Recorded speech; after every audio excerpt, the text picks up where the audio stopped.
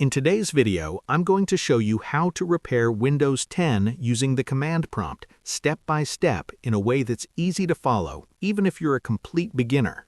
If your computer is running slow, freezing, or acting strangely, corrupted system files might be the reason.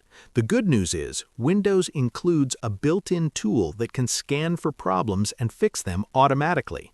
First, we need to open the command prompt with administrator access. Click on the Start menu in the bottom left corner of your screen. In the search bar, type CMD.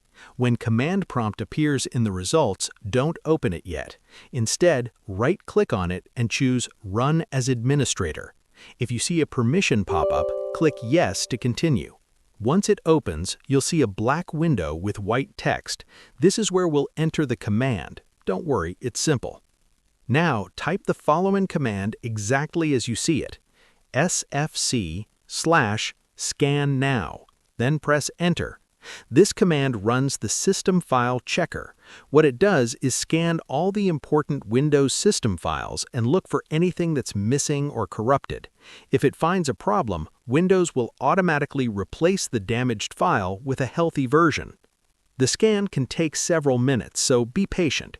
You'll see a progress percentage on the screen, and it might pause for a moment. That's normal. Just let it finish.